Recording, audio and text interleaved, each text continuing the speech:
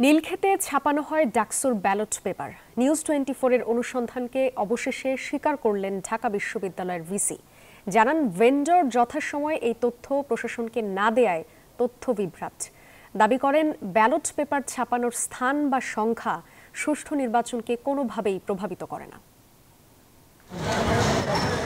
ডাকসু নির্বাচন শুরু থেকেই নানা অভিযোগে প্রশ্নবিদ্ধ হলেও সবচেয়ে আলোচিত অভিযোগ ছিল নীলক্ষেতে ব্যালট পেপার ছাপানোর ঘটনা। বিশ্ববিদ্যালয় প্রশাসন এ অভিযোগ বারবার অস্বীকার করলেও নিউজ 24-এর অনুসন্ধানী প্রতিবেদনের পর বিষয়টি আর গোপন রাখা যায়নি। ছাত্র সংগঠনগুলোর বারবার অভিযোগ আমলে না নিয়ে উল্টো নীলক্ষেতে ডাকসু নির্বাচনের ব্যালট পেপার ছাপানোর বিষয় অস্বীকার করে বিজ্ঞপ্তি দিয়েছিল বিশ্ববিদ্যালয় প্রশাসন। অত্যন্ত শিক্ষার্থী ছাত্র সংগঠনগুলোর দাবির মুখে রোববার সংবাদ সম্মেলন করেন ঢাকা বিশ্ববিদ্যালয়ের উপাচার্য।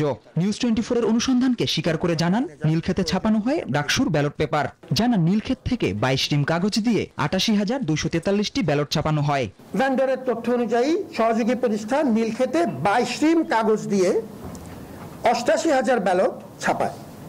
বান্ডেল থাকলে প্রতি সেনমানিতে টাকা বাঁচবে। বিকাশ সেনমানি বান্ডেল কিনে জিতুন প্রতি লেনদেনে। যা থেকে প্রিন্টিং, কাটিং, প্রি-স্ক্যান পর্ব শেষে নির্দিষ্ট পরিমাণে ব্যালট প্যাকেটে সিলগালা করে ৮৬,২৪৩টি ব্যালট সরবরাহযোগ্য করা হয়। এটি আপনাকে লিখিতভাবে দেওয়া হবে, সুতরাং একটা রেকর্ড থাকবে। এবং অতিরিক্ত ব্যালটগুলি প্রচলিত পদ্ধতিতে নষ্ট করে ফেলা হয়। পাশাপাশি উপাচার্য তথ্য বিভ্রাটের জন্য দায় চাপান ভেন্ডরের উপর। তারা ব্যালট প্রস্তুতকরণ প্রক্রিয়ায় ও আনা নেয়ার চুক্তি মোতাবেক সর্বোচ্চ নিরাপত্তা নিশ্চিত করেছে। ব্যস্ততার কারণে কর্তৃপক্ষকে তারা নীলক্ষেতে ব্যালট প্রিন্টিং ও কাটিং এর বিষয়টি জানাতে ভুলে যায় বলে তারা স্বীকার করে। নীলক্ষেতে ব্যালট পেপার ছাপানোর ঘটনায় স্বচ্ছতা নিয়ে বড় প্রশ্নের মুখে এখন ডাকসু নির্বাচন। শিক্ষার্থীদের দাবি, দ্রুত এবং নিরপেক্ষ তদন্তের মাধ্যমে সত্য উদ্ঘাটন করতে হবে, না হলে এই নির্বাচন নিয়ে বিতর্ক আরো দীর্ঘস্থায়ী হবে।